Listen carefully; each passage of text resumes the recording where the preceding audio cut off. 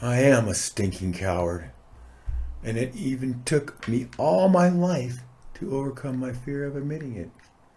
Yes, I am afraid of hidden automatic weapons firing hundreds of rounds at me every second.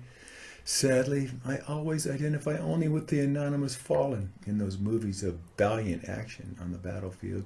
Never could picture myself charging out in the open towards an enemy position, raining fire down upon us. I just know I'd wind up hiding somewhere, sobbing and smelling of frightened urine and cold sweat. Never dreamed of achieving fame and glory somewhere off in those far-flung killing fields in a foreign land. But I do have nightmare visions of my guts dragging in the dirt as I crawl off to die so far from home. Afraid that some skinny little fucker whose ass I could whip would blow himself up right in my face. Don't ever want to pursue a guerrilla enemy through his own country where everyone looks alike. Can't stand the thought of bullets hissing past my head, each capable of instantly shattering my brain. I'm also too cowardly to hold my closest brother cradled in my arms, writhing, pleading, bleeding, and dying. I simply cannot abandon my fear and rush forward thoughtlessly into jaws of death for some leaders off in safety. To me, ignorance of the horror that awaits and false hype are required to pump up our young boys with courage. Don't think I could blindly ignore half-naked refugees stumbling off, hungry, dirty, homeless, and destitute.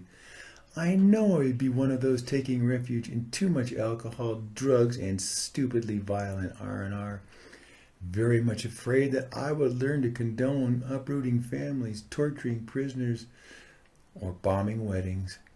I am a coward, and all my life I was so very afraid to admit it, even to myself, to avoid the humiliation. I saw the crippled veterans, toppled churches, orphaned children, and sobbing mothers, and I was sore afraid.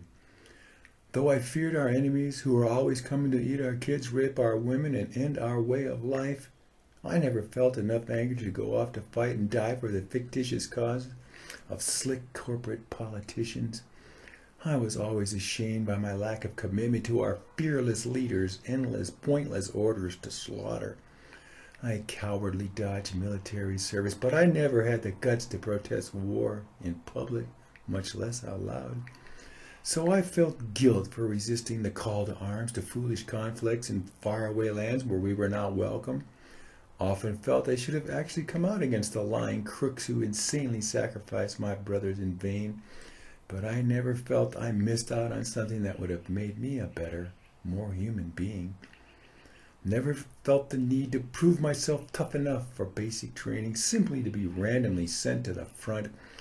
So I envied the honor of those who served but avoided the bullets, bombs, death, and destruction in safe offices, and admired those who could come home, injured but alive, and go on to raise families and lead decent lives.